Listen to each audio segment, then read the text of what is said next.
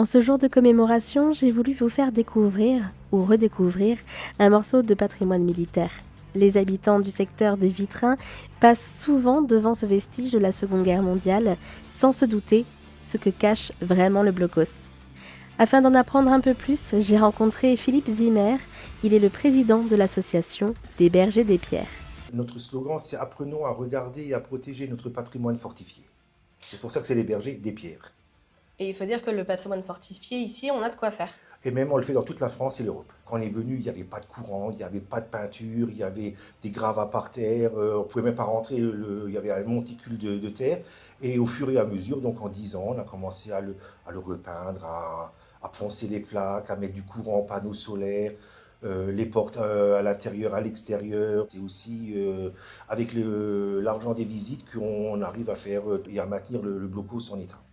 Alors du coup, racontez-moi un petit peu l'histoire de ce blocos. Qu'est-ce qu'il a comme histoire? Déjà, de quand il date? Qu'est-ce qu'il a vu passer, ce pauvre? Il n'a même pas servi pendant la guerre, les Allemands l'ont contourné. Il servait de protection du barrage de Vitrain. Donc au niveau du pont, il y avait encore il y avait encore 2 autres blocos de l'autre côté, et de ce côté-là, il y avait 3 blocos. Et donc il servait à protéger le barrage pour l'inondation.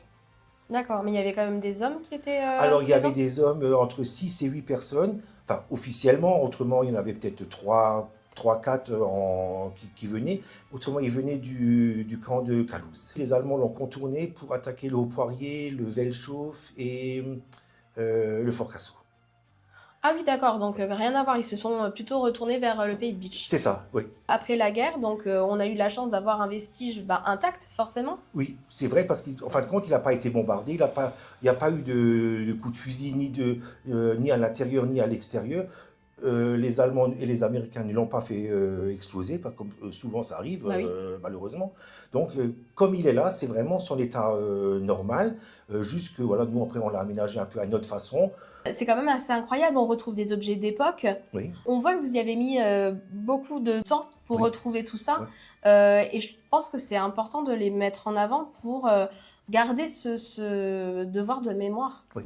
qu'on a tendance à oublier, je pense, Alors, aujourd'hui. justement, les 2 mannequins, c'est des habits d'époque qu'ils ont. Mis à part les mannequins, tout ce qui va être couverture, tout ce qui est, on voyait les rations, les pansements, Oui. tout ça, c'est aussi des choses que vous avez chinées sur Internet ou Oui, c'est des oui, échanges oui. aussi entre assos? Non, ça c'est vraiment. Il y a des coups. Après, il n'y a pas que du vrai. Il y a des trucs qu'on a trouvé, de la reproduction sur des sites aussi spéciaux. Et donc, les masques à gaz, celui qui est sans le petit bec, c'est du civil et l'autre, c'est du militaire. D'accord. Et donc, Mais c'est des vrais, Ah c'est oui, des oui, oui, époques, oui, c'est pas oui, une oui. reconstitution. Ah non.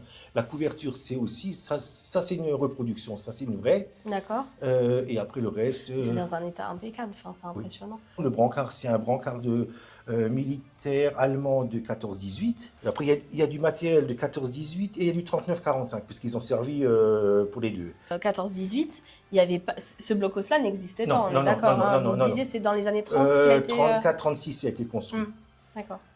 Et ils ont mis, je crois, 70 jours, je crois, pour le construire. Ah ouais. Ouais. Et quel type de visite vous proposez? Alors, ce sont des visites guidées, donc à l'extérieur et à l'intérieur. Tout le matériel qui est là, donc on le met avec des fusils. Des fois, on a un fusil mitrailleur. Alors, en plus des visites, est-ce que vous organisez d'autres événements? Le 6 et 7 juin, on fait une grosse manifestation avec 2 associations, une de Haguenau et une de Spicheren avec des Allemands.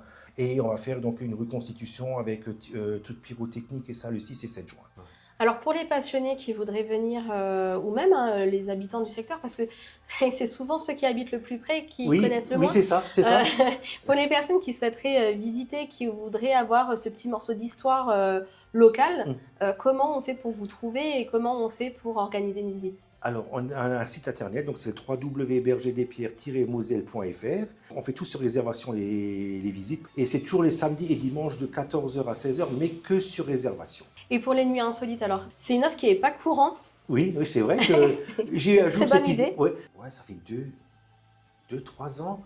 Je crois qu'on est déjà à 26 nuitées. C'est quoi le programme? Donc, les personnes viennent. Je pense que donc vous installez des lits de camp, c'est ça? Normalement, on laisse tout comme c'est ici. On ramène les lits de camp, les gamelles. Le repas du soldat, c'est le repas du soir et le petit déjeuner le matin.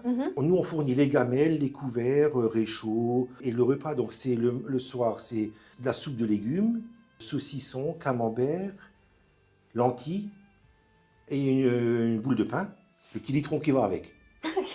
Oui, pour que ce soit le plus immersif possible. Bah voilà, faut vraiment plonger dans l'ambiance. Et le matin, c'est pommes, oranges, chocolat, café, pain et confiture, avec du beurre. Bon, après, les gens qui veulent un peu tricher, il y a le Victoria à côté, donc ça va. Ah, mais c'est pas pareil. Mais ça, c'est pas pareil, hein. Mais il y en a souvent qui l'ont déjà fait. Hein. Moi, je me doute bien. On a les nuits, donc Insolites. les visites, Oui. les nuits insolites, Oui. et vous faites Et- aussi vous oui. proposez des escape Oui, games. oui.